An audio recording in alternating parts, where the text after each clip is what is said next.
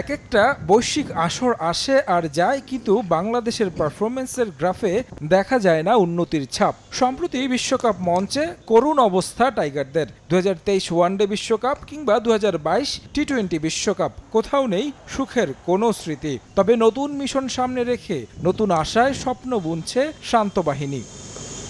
বিশ্বকাপের আর বাকি মাসখানেক, তার আগে প্রস্তুতিতে মনোযোগ বাংলাদেশের। ঘরের মাঠে জিম্বাবুয়ের বিপক্ষে 5টি টি-20 খেলবে হাথুরু সিংহের দল। এর মধ্যেই বিশ্বকাপ দল আইসিসির কাছে জমাও দিয়েছে বিসিবি। ঘোষণা না করলেও বিশ্বকাপে যারা থাকবেন তাদেরই খেলানো হবে এই সিরিজে।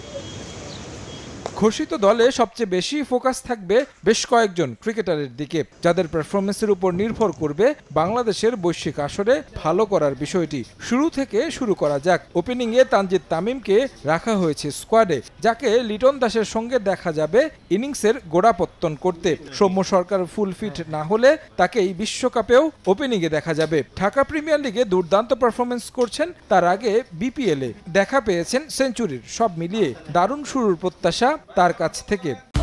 রিন অ্যাডভান্সড, যার ব্রাইট লক টেকনোলজি সাধারণ পাউডারের তুলনায় দেয় দ্বিগুণ উজ্জ্বলতা। কিছুটা চিন্তার কারণ আন্তর্জাতিক অঙ্গনে সম্প্রতি তাওহিদ হৃদয়ের পারফরমেন্স।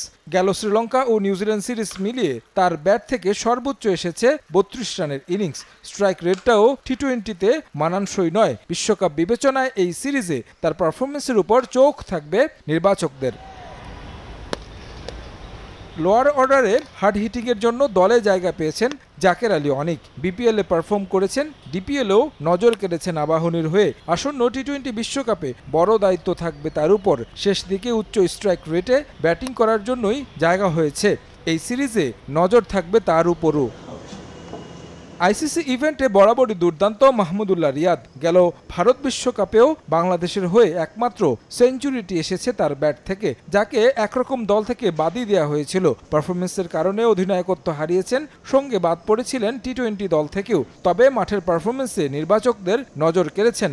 আসন্ন বৈশ্বিক টুর্নামেন্টে বড় প্রত্যাশা থাকবে অভিজ্ঞ ক্যাম্পেনারের উপর। যুক্তরাষ্ট্র ও ওয়েস্ট ইন্ডিজে চমক হতে পারেন লেগ স্পিনার রিশাদ হোসেন, কারণ বোলিংয়ের সঙ্গে ব্যাটটাও চালাতে পারেন। গেল শ্রীলঙ্কা সিরিজে তৃতীয় ওয়ানডেতে 266 স্ট্রাইক রেটে 18 বলে করেছেন 48। টি-20 সিরিজে 176 স্ট্রাইক রেটে 30 বলে করেছিলেন 53 রান। তাই বোলিংয়ের পাশাপাশি ব্যাটিংয়েও তার উপর থাকবে বাড়তি প্রত্যাশা।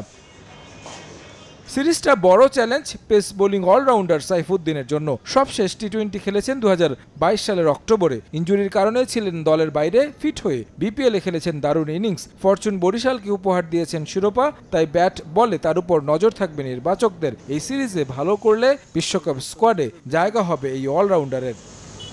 তারেক হাসান শিমুল, সময় সংবাদ।